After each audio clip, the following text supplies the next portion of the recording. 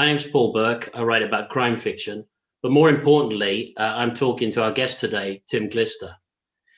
Tim is an associate creative director in advertising. He worked with global brands and spent some time at Cambridge Analytica. That's a topic we probably won't discuss. In a previous life, Tim's worked in various roles in publishing, even being a literary agent. That's something we probably will discuss. Red Corona is his debut novel, and Tim lives in London, but as you'll soon gather, he's a Geordie. Welcome, Tim. Thank you. Yes, very clearly a Geordie. Born and bred in sight and smell of the Tyne. Okay, let's start. Red Corona was due to launch last April, and I don't want to dwell on this and get caught up on it, but obviously you had this massive launch arranged and you'd be attending festivals and so on, and of course everything got shelved for 10 months. How's that actually been for you? It's been strange. It's very funny because you do kind of like work hard and bang on the doors, and when you kind of you get that agent, and then you get the publisher, and then you see the jacket and you get the pub date. It's so exciting. But then when you realize your novel has the word Corona in the title, and suddenly this funny phrase that you thought only you knew, and then suddenly the entire planet knows. It's totally unprecedented times. I do think in a kind of odd way, I've been quite fortunate. I didn't get that launch that I wanted, but by being able to kind of pause and wait and then kind of see where we are, a little bit down the line, it became kind of a really nice opportunity to restart it, and also get involved with things like this. Seeing festivals go digital, embrace ways of making it work, means that it's not been the route to publication I expected, but then I don't think anyone's is. Probably not. I mean, well, okay, let's move on from that. I mean, the good thing is your book has been published now, and it's been very well received. It's out there. It's got your name on it. It's just behind me here. Can you believe that? It's mad. It's. I think I did a little bit of a Twitter thread, as authors are wont to do, about kind of what it feels like when you finally got the book out there, and I think the last kind of post that I put on it, which was really important for me, was kind of like, just remember the achievement, because there'll be days, a week later, when you're just kind of sat at your desk, or life's going on as normal, and you kind of have to remind yourself that this amazing thing has happened, and as you said, to finally get it out and to get people to like it is really exciting. Get past the imposter syndrome. Well, yeah. Well, look, I think we need to give people a little idea now. So you're going to give us a short reading from the book. Would you just give us the context and then do that, please, Tim? Yes. So, as a very, very quick introduction, Red Corona is a novel that starts with the introduction of the Corona satellite program. And that's where we dive in the prologue, which I'll read the first page of now, and then we can talk through a bit. So, everyone on the Shining Emerald was bored. The captain of the small Mexican fishing trawler's arms ached from holding the same position off the California coast for the last 3 hours. The crew hadn't thrown out any nets for days and was stiff from inaction. Even the KGB officer, standing alone on the forward deck, had grown weary of endlessly searching the sky for a sign of his target. For the last 6 months, instead of sailing south out of the Sea of Cortez to the fertile waters of the Southern Pacific, every few weeks, the Shining Emerald had left its home port of La Paz, rounded the Baja Peninsula, and headed north, always to the same spot, 50 nautical miles out to sea, and always with a KGB officer aboard.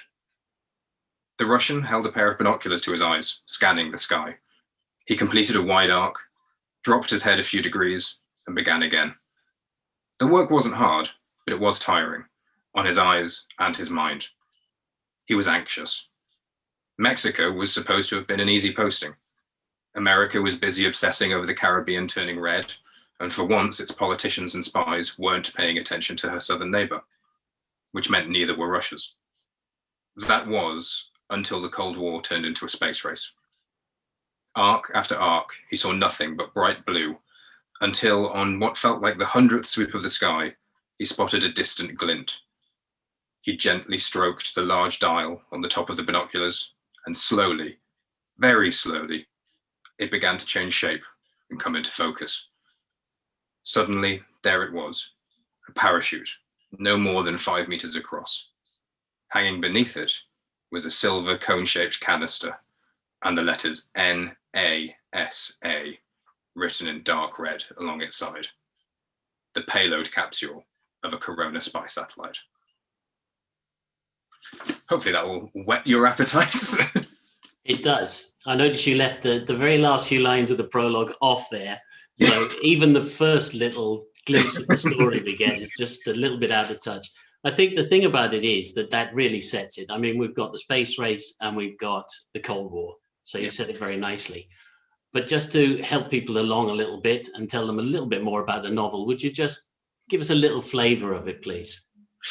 Yeah, so 1961 is this really interesting time in the Cold War and in kind of the history of science and the evolution of society.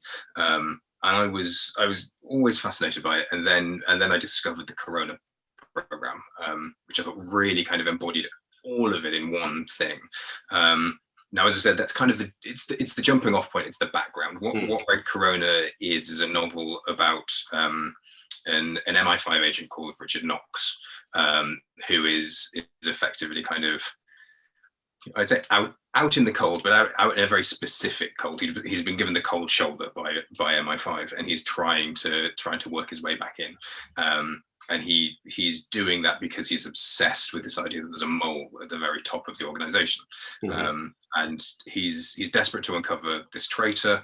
And on his journey to doing that, he builds alliances and allegiances with a couple of other very important characters from the American side, an American intelligence agent called Abby Bennett, and then from the Soviet side as well, a brilliant Soviet scientist called Irina Valera, who has been through a lot in her life, we'll say. And it's those characters, their stories, and that kind of that plot that drives them towards working out what the Corona program is, working out if there really is a mole in MI5, and seeing how all of that kind of mixes together in your kind of traditional spy genre way. Yeah. And I think what you've done there is outline that very nicely for us. You've also introduced the three characters, and I wanted to go into that a little bit, not to tell their stories in the novel, but more the backgrounds on that, because these are three outsiders. And I think that's an important aspect of the story, isn't it? Can you explain a little bit about their backgrounds and why it was important to get these outsiders into the story? Yeah, I really wanted to be blunt. I thought if I was going to be arrogant enough to write a 60s spy thriller, given how many there are and how amazing they are, I needed to do something a bit different. And I think, there's always a desire to root for the underdog or the person that's kind of on the edge, on the fringe of society.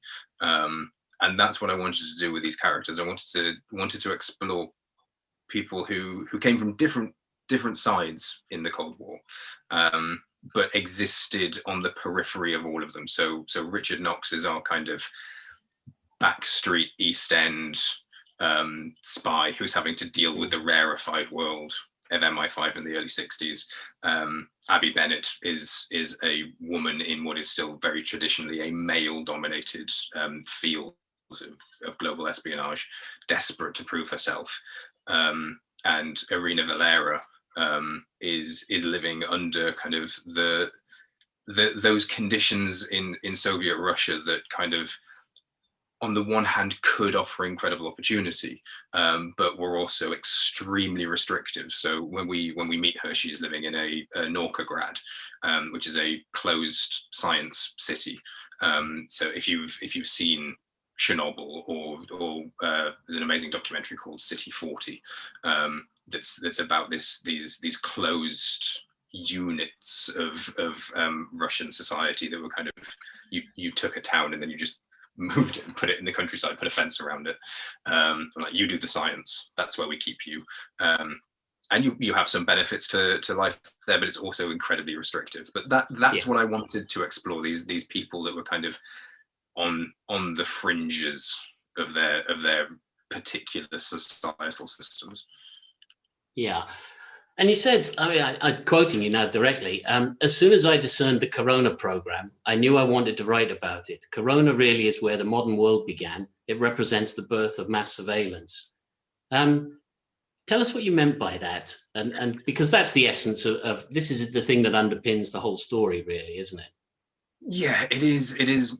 It is that moment where we shift to being able to surveil and gather data on potentially everyone in the world. Not being able to do it, bang, 1961, let's go, but it's where it began. It's where people started to think, is this achievable? Can we do it? And the thing that's amazing about the Corona program was that it was, by a very long way, the most technologically advanced piece of surveillance equipment on or above the planet. These were satellites that were, the standard of the time, highly maneuverable, could be sent anywhere above the surface of the Earth to take really, really high resolution photographs. So you were able to see into military compounds. You were able to see into areas that previously would have just been kind of like might be a building, might be something else.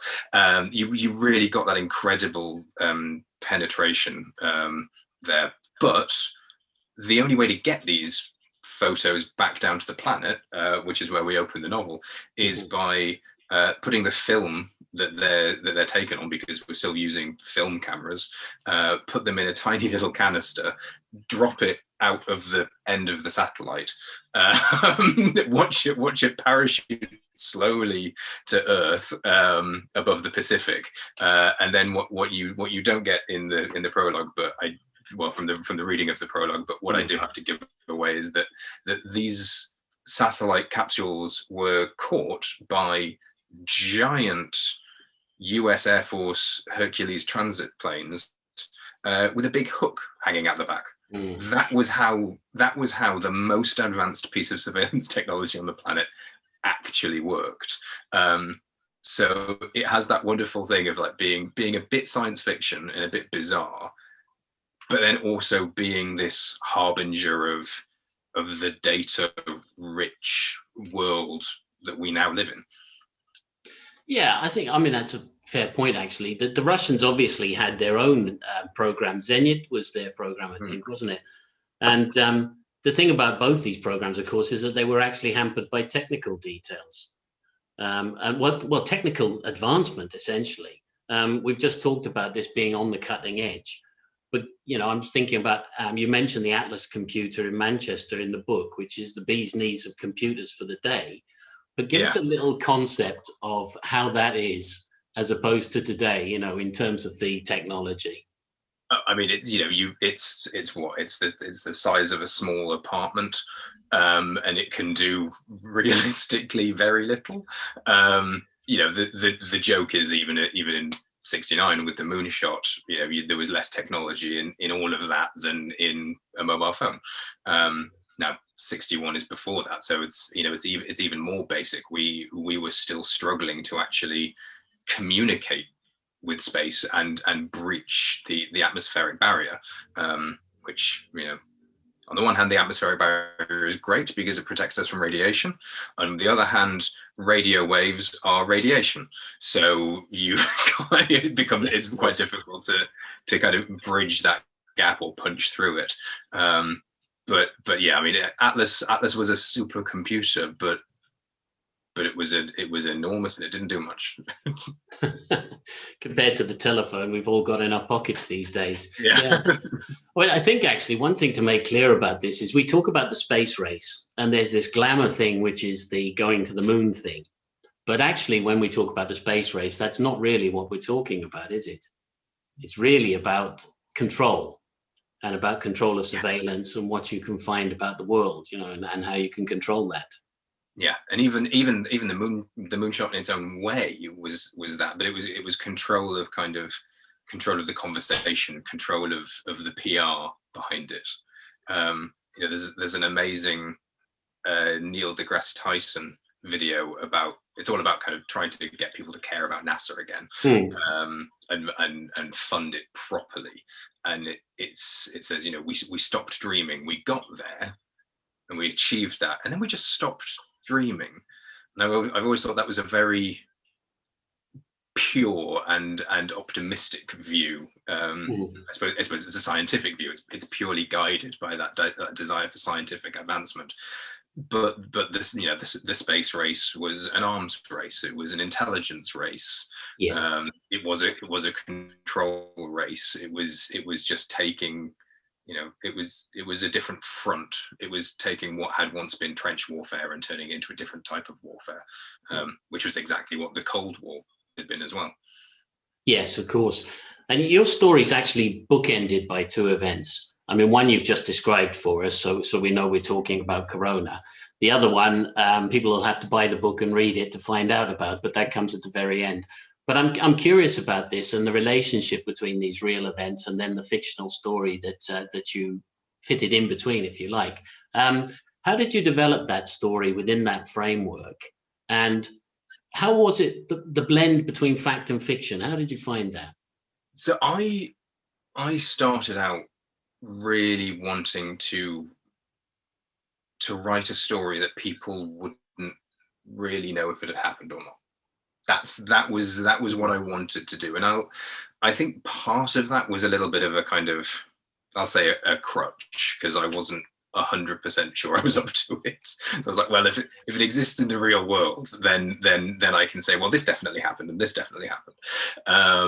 But then as I grew in confidence, it became more about how I could play around with suggesting that, yeah, and this monumental piece of technological advancement happens summer 1961. This monumental piece of technological advancement happens summer 1962, and it's a real step change. It's a real evolution in what technology can do. Yeah. And that invites the question of how did they do it? And what I've done is presented a possible answer to that. What I was very keen to do was ground it in not necessarily reality, but real possibility. Yeah. So there are elements in the book that are absolutely true to the time. There are certain elements that I've kind of massaged or tweaked because, you know, you can say if public technology was this far advanced, then you can probably assume that military technology was a little bit further. Right. So there are certain elements that I wanted to kind of play around with, but always keeping it in the realm of the real and the possible. I think it's quite clear now. We've established that you're a history and technology freak. I mean, were you a history geek or a science nerd, or was this something that came later? History over science. I'd say that the science was my biggest, well, aside from writing a story that people would want to read, that was my biggest fear. My second biggest was being able to talk about the science convincingly, because I'm not a scientist by background or by training. I did English at school, worked in libraries, worked in bookshops, worked in publishing. That's my area. But I came at the science with a real kind of enthusiasm from as someone who's discovered this thing, and I would say it was about the historical context of it. But I can't count on hands, toes, whatever, the amount of times I've told the story to people about the hook coming out of the plane and the technology and the science. And my friends very kindly have spent several years nodding along while I do it. But I've definitely come at it with a kind of a history fascination first, and then seeing how the science plugs in. Did that work for you? I mean, when you're talking to people and you're telling them this story, I mean, it's a fascinating story, no doubt about it. But the way you told it to people, did that help you when it came to writing the novel then? Were you sort of thinking, well, I can see how people understand what I'm saying? Did it sort of follow that way? Yes, yeah, it really did. And I'd certainly say the first, the first time, this is getting into like the practice of writing, the first time I sat down, and I think I was still in that point where you're very kind of in love with the process of writing. So I'd taken myself off to the National Theatre, sat in the cafe, sitting there being, I'm a writer, this is what I'm doing. And I was writing descriptions and explorations that were effectively coming across as Wikipedia articles. And I was like, yeah, I'm proving that I've done the research, but I'm not doing it in a compelling way that would make even a friend nod along, or a stranger actually. Yeah, right.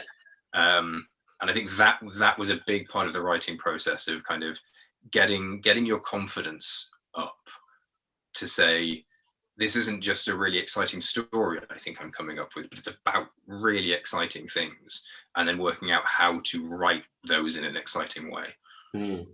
Interesting. How did you actually write the book? I mean, the actual nuts and bolts of it. I was listening to Simon Meir talking about her book earlier today, and she was saying that, well, one of the ways was to get away from the family, go down the cafe on a Saturday morning, and it kind of concentrated her mind because she had a limited amount of time and it had to get on with it. I mean, how was the experience of actually writing the book for you? So as I said earlier, kind of this idea of having kind of the gall to do this meant that I kept it completely secret, because I felt so kind of like, a strange combination of nervousness and arrogance that I was going to even try this. And then slowly I kind of started to admit to people that that's why they didn't see me in the week or on Sundays.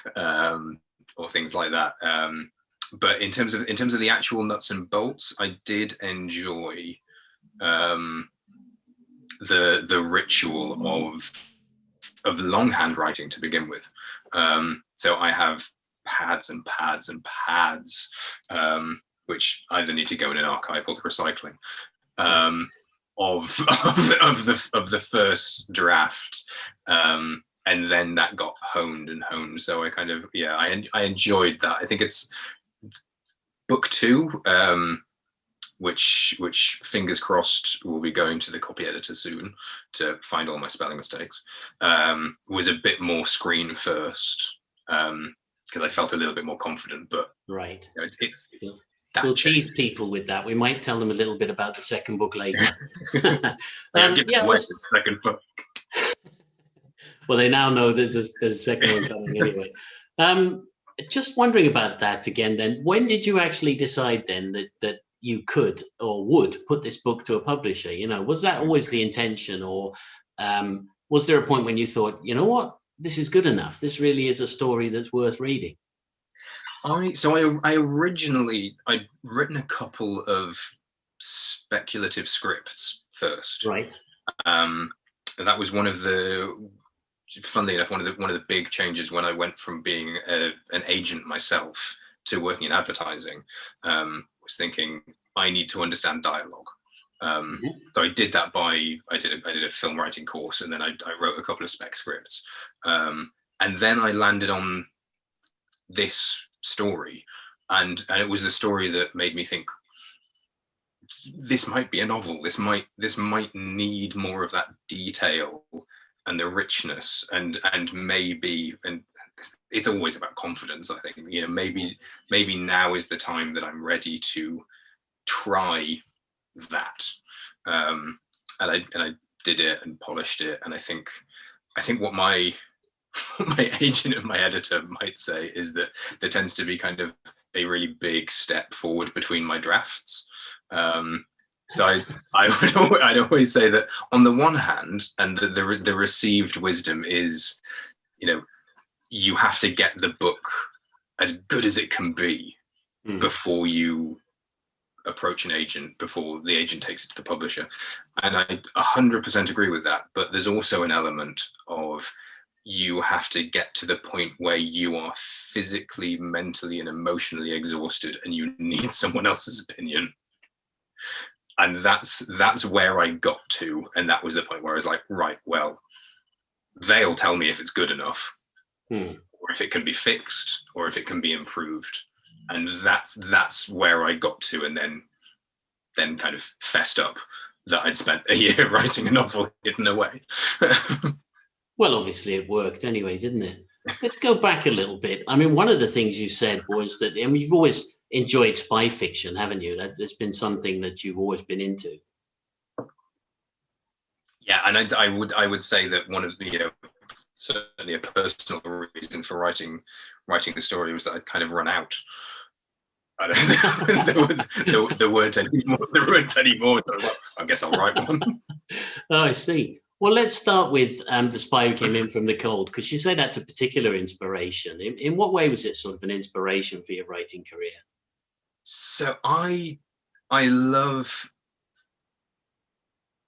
I mean, the Carré is the Carré. He's a genius. It's something that you can kind of aspire to reflect an iota of his of what he achieves in his books. But I think for me, of all of the books of his that I've read, Spy Who Came In From the Cold it's the most propulsive, and it's also the most kind of brutal, and that attracted me to it, because you have his kind of utter expertise at the misdirection and making people think that a character is one person, then realizing that they're not. But it's also baked into this really fantastic kind of moving story that really kind of picks you up and sweeps you along.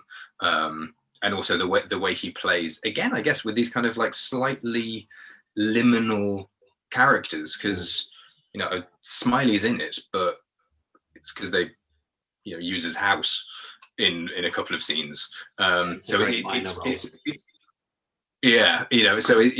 it's looking at these other characters that are caught up in these bigger systems, and sometimes feeling like the hero, sometimes feeling like a pawn, and completely disposable. And I think that was really nice, where it's kind of like, it's for the greater good and the glory and safety of the nation, but you're not enjoying it. No, when you actually realize at the end that everything is filthy and dirty and you feel horrible about it. It was that realism, though, wasn't it? In an age of James Bond. But of course, you're not only interested in that kind of realistic spy fiction. Tell us a little bit about the sort of reading that you do. And films actually as well. I take it you're a big spy fan, film fan too. Yeah, I love poor people spending when we could spend Sunday nights around each other's houses watching films. It was the eternal battle between me wanting to put on something probably with spies and maybe some explosions, and other people wanting anything else. But yeah, books wise, the James Bond novels, obviously they put much further into that absolute fun and joy of it. What I've always found really interesting is the divide between the Bond novels and the Bond films, because some of the Bond novels are really quite kind of low key, because James Bond also, in the novels, is not a particularly nice person. He's very hard and very cold. And sometimes his missions, again, like The Spy Who Came In From the Cold, are quite prosaic. He just has to get something done. It's not always the world is going to explode. sometimes it's a little bit more subtle than that. Obviously, you get incredible amounts of thrills and spills on the way, but I love that view of kind of like the jobbing spy. You know, when you watch 7 seasons of Spooks, not every episode is a season finale. No, right? Yeah, that that kind of divide. But then you also look at film, and sometimes you have these incredibly tense films that can be around very little, and they can be spy films in the traditional sense, or they can be thrillers that blend into that space. Like there's a French film called Samurai. Yes, just not about samurais, but it has that incredible kind of like tenseness and excitement that comes with a really good spy thriller. But then at the other end of the spectrum, I think I'm possibly leading a one-man campaign on Twitter to get Netflix to do a sequel to The Man from U.N.C.L.E. You know what it sounds like? It sounds like you've been locking stuff away for years, and it's in there, and then all of a sudden it's something you can get on the page. I think I have. I think that's the thing. I think I've been a lifelong fan, and finally kind of built up the gumption to try it myself. I could have picked a number of comments that people have made about your book in a positive sense, in a very positive sense. I've chosen Maxim Jakubowski of Crime Time, and 2 things he said. The first one was that there are thrills by the bucket load, and this is certainly a very fast-paced book. And I'm just wondering how much your time as a literary agent played into that and the kind of style that you developed for the story. It was massively informative. So when I was a literary agent, I was starting out on on the bottom rung, working my way up, finding new authors, but then also sometimes getting to work with incredible established ones. And one of the kind of tenets I learned, whether for good or for bad, was that quite often people read negatively. So they are looking for a reason to stop, and quite rightly, because people have busy, full lives. They've chosen to take 6 or 8 out and devote it to your book. So your book has to reward them. It has to give them a reason to keep going. I think for me, what that's translated to is making sure that something happens every 4 pages. So you have to keep reading. And I have actually had some people kind of flag up and say, look, there were 2 chapters in your novel that were like 8 pages long. They felt like they that was a lot going on.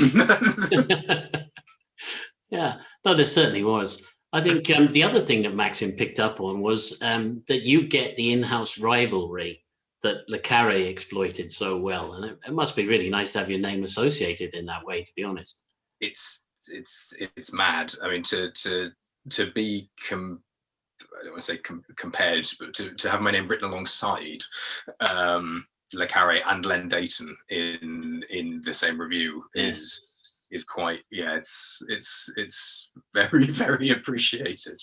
Well, I was going to say, and of course, what you also do in this book, which is slightly different, you do get the in-house, but we're having the sort of in-house rivalry, both sides of the Cold War. We're seeing it from an American perspective, we're seeing it from a British perspective, and we're seeing it from a Russian perspective. And I just wondered, did you always envisage the story with this 360 perspective, or this 360 sort of panorama of the Cold War? It developed slightly in the writing, but certainly Irina Valera, Abby Bennett, and Richard Knox were my 3 characters that I wanted to bring through, because what I didn't want to do was write a novel where the hero is perfect, because that's not interesting, and no good novel has a perfect hero. But I also didn't want to write a novel where the bad guys were just bad. I think it was really, really important for me to have 3 different perspectives on what was happening in the world, each with their own kind of goals and agendas, but also a fundamental belief that their version is the right one. Mm-hmm. But obviously that comes with its own kind of issues. So yeah, I wanted people to look at Soviet Russia and understand why it was that way. I wanted people to look at America in the 60s and understand why it was that way, and also why America and Russia weren't really that different. Yeah, that's good. I'd like to dig into that a little bit, because you mentioned the Nokograd and the Science City and explained a little bit about what that's about. But one of the things that occurred to me was that the thing about Povinětz and Los Alamos, for instance, they were both heavily surveilled societies. They're both being spied on. They're both run by the military. They're both closed off societies as well. There's an awful lot of similarity there, despite one of them supposedly in the free world and one of them in behind the Iron Curtain. But what I was wondering was, it's easy to look at the differences between the two. I'm just wondering what you thought, or how much you found actually the similarities when you started investigating both sides. I've always been struck by the similarities. I think, and that's been from some of my observations of the world around us, kind of work experience where you're dealing internationally with different societies and different ways of working, and you start to see actually, underneath certain behaviors are more commonalities than you would expect.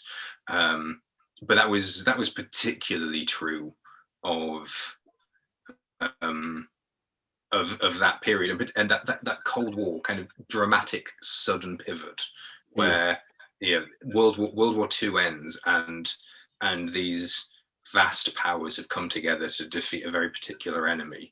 But once you remove that enemy, suddenly their behaviors and relationships fall back, and it's there's a power vacuum, and it becomes a bun fight. But it's because on each side they're looking to protect their way of life. They believe that their version of society is the better one. There's they're particularly America, Russia, England less at the time, funnily enough. America and Russia were really becoming empires, or already were. And this was at a moment when Britain was really reckoning with the decline of our international standing, our global relationships, our economy, which put it in a very tenuous position in 1961, when you've got these two big, bulls and bears on either side of them. Yeah, absolutely. And I think you mentioned the story set in 1961. But in a way, you don't think this is a 1960s story, or certainly not as we understand the 60s, the sort of flower power and so on. Can you explain what you meant by decades kick in a few years after they actually start? Yeah. Yes. I mean, It's a fair point. Yeah, and it's something that I was one of those people at New Year's Eve 2000 saying, like, Millennium starts in 2001. It doesn't start in 2000. But it's that kind of sense. 61. It did have one foot firmly in the future, because we're looking at space. We're looking at all these incredible advancements in society, but it's still so close to the 50s, and that kind of idealized version of society that was created in the 50s, where everyone had a nice suburban existence, and everyone behaved a certain way, and everyone had their car, and everyone had certain expectations and responsibilities for how you function in society. So 61 is that moment where you're starting to look at the cracks appear, and you're starting to look at society, think about how it can change, but it's not quite there yet. And it was something that even kind of surprised me in my research, was when you go into kind of pictorial archives or video footage from the time, you look at 1961 and you're like, is this, like, that's a lot of top hats. That's Yeah. You'll suddenly starting to realize that this vision we have of the 60s really kicks in at about 65. Yeah. No, I do see that actually.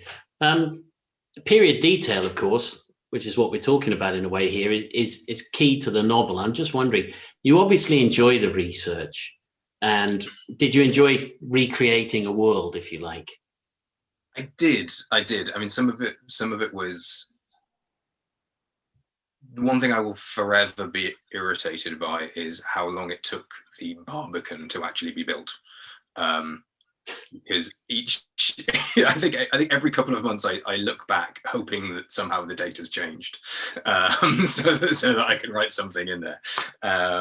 But it's just not there yet. No. But yeah, being able to create that world and show, and this is the joy of selling it in London, actually, Barbican aside, is being able to show how much of it is still there, or how much of it wasn't there yet. Because 61, we'd had the Festival of Britain, but then apart from the South Bank Centre, it had all been taken down again. So you did have these kind of areas of London that were still scarred from the war, other areas that were rising triumphant, and then other parts where we were still trying to figure out what's going on. And the joy is that because London is such a kind of generational and old place, you can go to certain places in the novel and they're still there, or you can go to certain places in the novel and they're not there yet. It's amazing. Yeah. Now, one more question, then I think we'll get to some of the questions from viewers. I was just wondering, two of the central characters are women, and a lot of new spy novels are actually putting women back into the picture. That's essentially what's happening. I just wondered if you were conscious of that, and whether, in fact, was it a complicated process, or was it just as straightforward as writing a male character? I really wanted to. It was an imbalance I felt like I wanted to try and address. It was nerve-wracking because I was having to explore those characters. I think so far, the reaction to them has been fantastic. Irina for what she goes through, Abby for what she's up against, and it's been really nice to have either reviews or responses from friends or people that have read it really single out those characters. Because I think, I mean, for as much as Knox as a central character feels like he's on the periphery, he's not as much on the periphery as people who actually really are. And so for those female characters, it was really exciting to dive into those characters that I could draw from literature and I could draw from real life, because Irina Valera was very heavily influenced by Hedy Lamarr. Right. Yes. Was on the other side of the Great Divide, slightly earlier, who was an incredible scientist, incredible inventor, gave us fundamental technology we use today, but was always just regarded as a Hollywood star.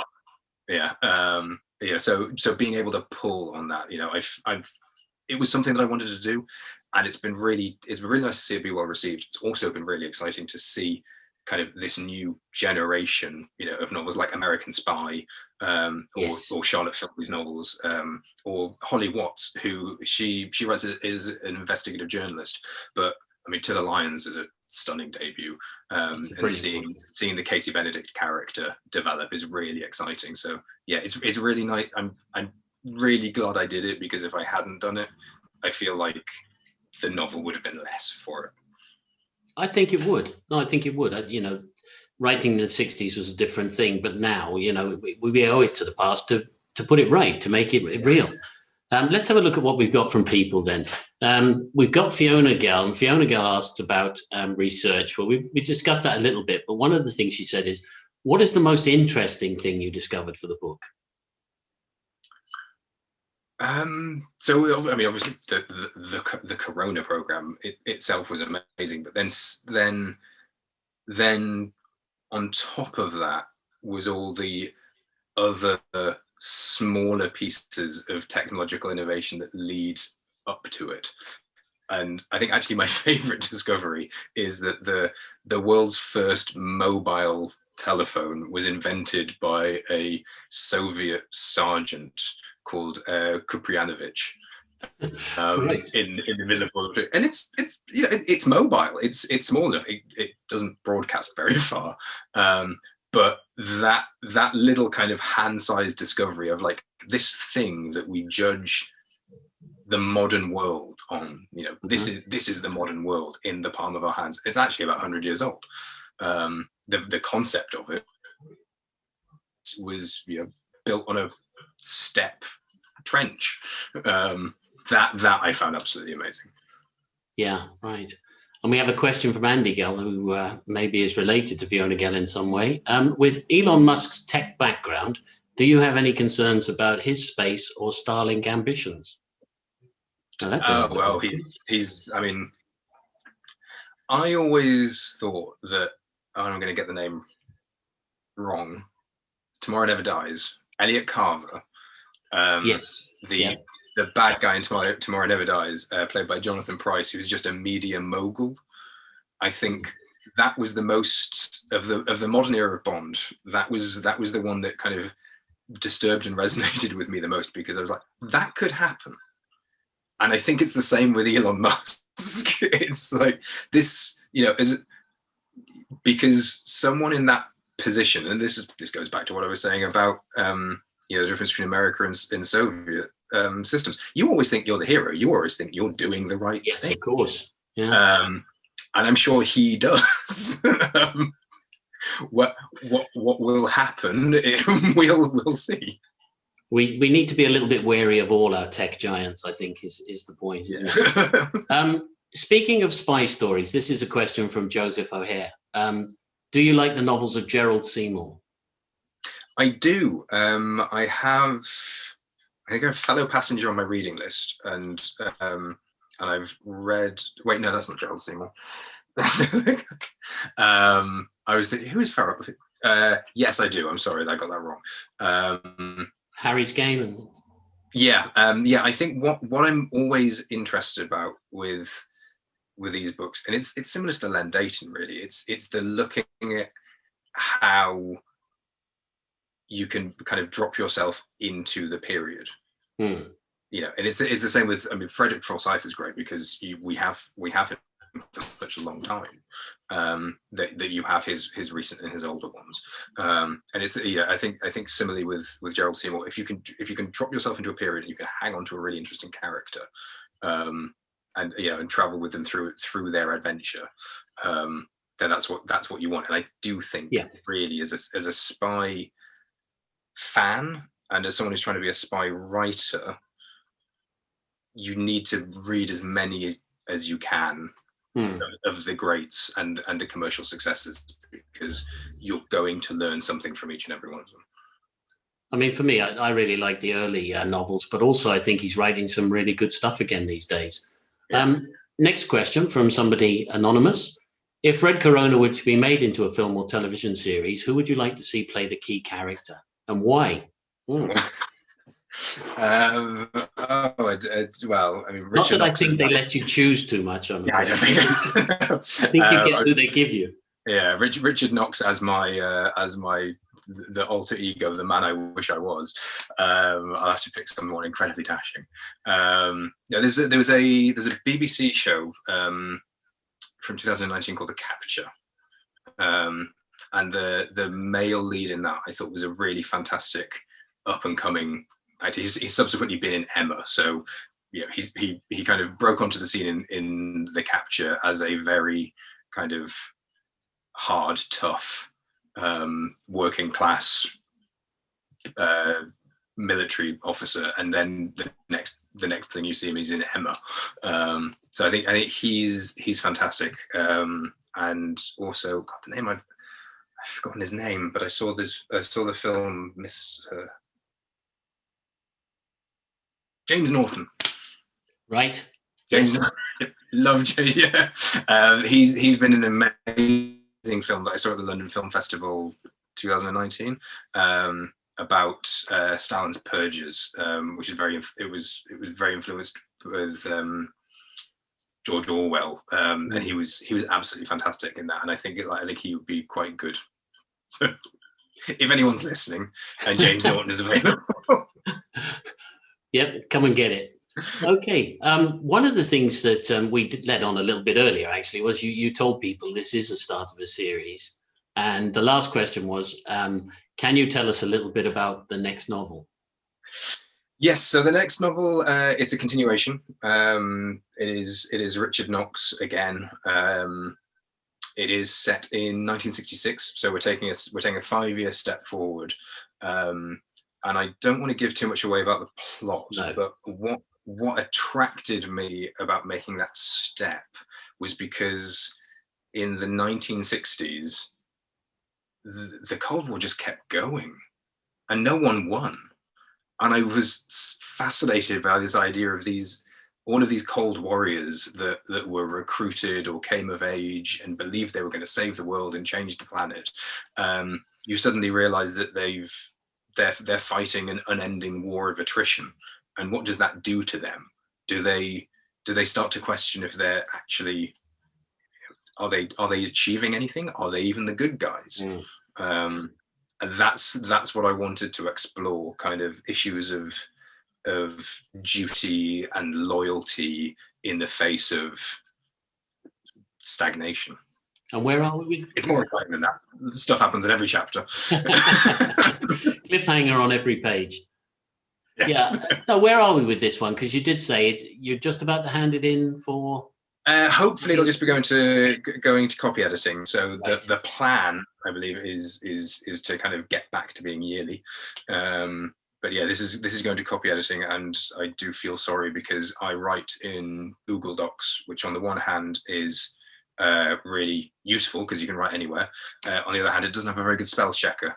So again, my agent, my editor, my copy editor had a lot to deal with. Just wondering, are there any recommendations of books that you could make for people?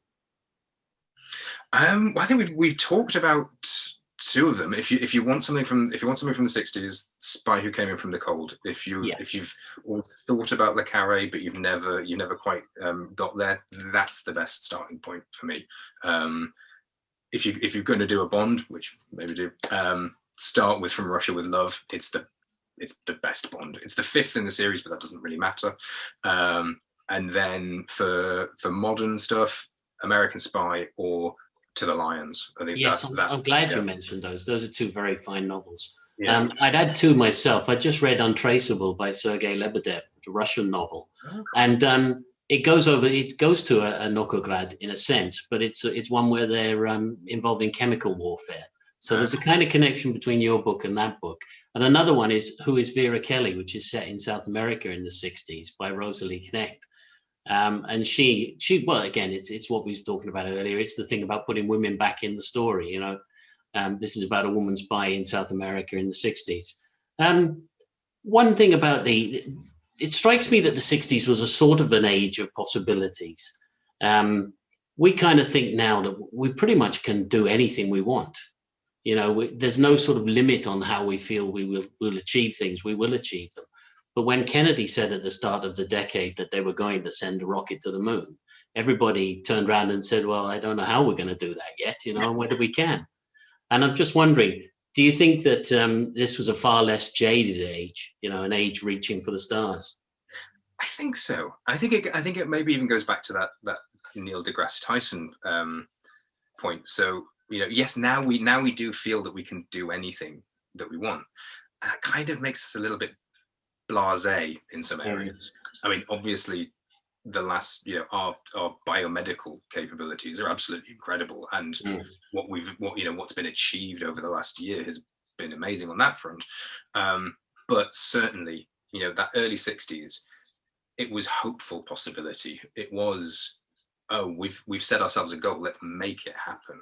So there was less maybe capability, but there was certainly more hope, endeavor, strive for it. You know, that's exciting. That's positive. Yeah, it does feel that way, doesn't it? Yeah. I'm going to hand over to Carl in a second just to close down. But I'd like to say, Tim, thank you very much. That was a really fascinating talk. And I think we should say to people also that Red Corona is published by Point Blank, and it's available in hardback now. So with that, thank you very much, Tim. I'll hand over to you, Carl. Thank you. Thank you.